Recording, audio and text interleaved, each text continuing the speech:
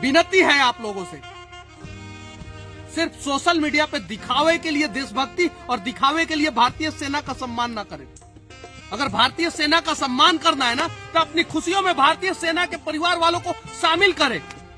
अरे हर जगह राजनीति करो, लेकिन भारतीय सेना पे राजनीति मत करो। कम से कम राजनीति के फसल में इतने सारे नेता पैदा हो गए कि पता ही नहीं चला कब कृषि प्रधान देश कुर्सी प्रधान हो गया। सोशल मीडिया के इस दौर में देश के जवानों के प्रति देश के लोगों के दिलों में सम्मान की भावनाएं बढ़ी है। एक जवान अगर शहीद होता है तो उसके शहादत पे हजारों नहीं लाखों की संख्या में भीड़ उमड़ आता है। हमें बहुत खुशी मिलती है। हम इस देश के लोगों के लिए और हम इस देश के लिए अपना होली और दिवाली मनाना भूल गए हैं। नए साल के अवसर पे हम -40 डिग्री सेल्सियस में सियाचिन पे हम लोग खड़े रहते हैं कि हमारे देश के जितने भी लोग हैं वो पूरी खुशियों के साथ अपना नया साल मना सके। भारतीय सेना का नाम सुनते ही देश के देशभक्त लोगों का सीना 56 इंच का हो जाता है। एक फौजी के मौत पे उसके परिवार वालों को दुख कम और गर्व ज्यादा होता है, क्योंकि ऐसे वीर सपूत को पैदा करके उस माँ का कोख भी धन्य हो जाता है। पर दुख तब होता है जब भ्रष्ट सिस्टम की चक्की में देश पे मर मिटने वाला फौजी का परिवार भी पिस जाता है। हमारी छुट्टियां फिक्स नहीं होती है। हमें एक दिन पहले पता चलता है कि कल आपको घर निकलना है। भारतीय रेलवे की क्या स्थिति है आप सभी को पता है। हमें कंफर्म टिकट नहीं मिलता है। हम देश की रक्षा करते समय पूरे देश के लोगों को अपना परिवार समझते हैं, लेकिन जब ट्रेन में हम चढ़ते हैं तो पूरा देश जो है हमें बेगाना समझता है। कोई अपने सीट पे हमें बैठने के लिए जगह भी नहीं देता है, और जिसकी सीट खाली होती है वो भी हमें देखकर पूरा फैल के सो जाता है ताकि कोई फौजी आके इस सीट पे ना बैठ जाए।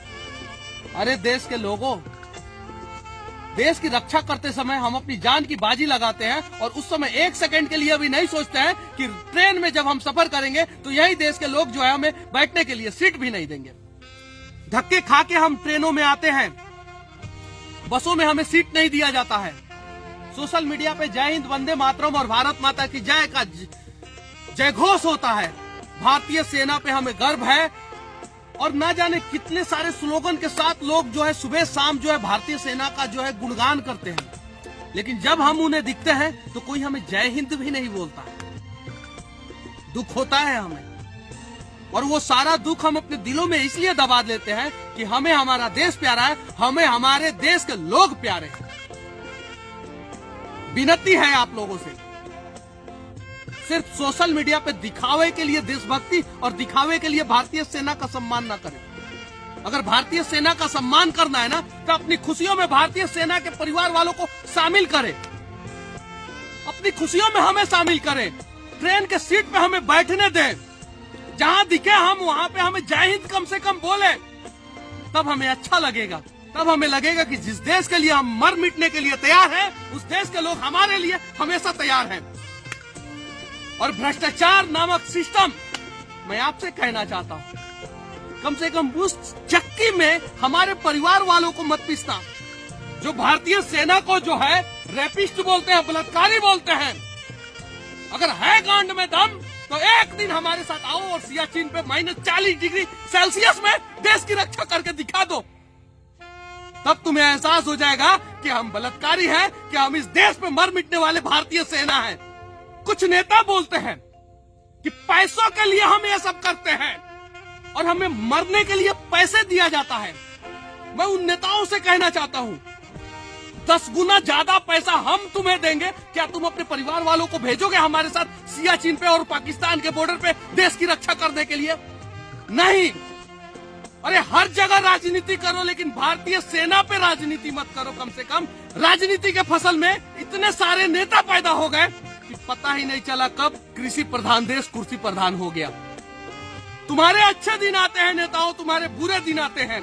तुम्हारी पार्टियों की सरकार आती है, तुम्हारी पार्टियों की सरकार जाती है, लेकिन क्या पता है हमारे दिन कल भी वैसे ही थे, आज भी वैसे ही है और कल भी वैसे ही रहेंगे। हम अपनी समस्याओं का बखान जो है किसी नेता से नहीं करते हैं। हम अपनी समस्याओं को लेकर जो है किसी कलेक्टर, मुख्यमंत्री और प्रधानमंत्री के पास नहीं जाते हैं। हम नहीं कहते हैं कि हमारी सैलरी नहीं बढ़ाई जाएगी तो हम बॉर्डर पे हड़ताल करेंगे, जैसा कि देश के तमाम कर्मचारी करते हैं।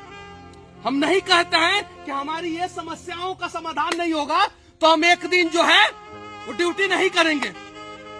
हम कल भी ड्यूटी करते थे, आज भी ड्यूटी करते हैं और कल भी ड्यूटी करते रहेंगे। चाहे तुम पत्थर से मारो, चाहे बलात्कारी बोलो और चाहे हम दिख जाए तो हमें जय हिंद बोलो, हमें फर्क नहीं पड़ता, क्योंकि हम जानते हैं कि इस देश का रक्षा करना ही हमारा कर्तव्य है और देश का तमाम लोग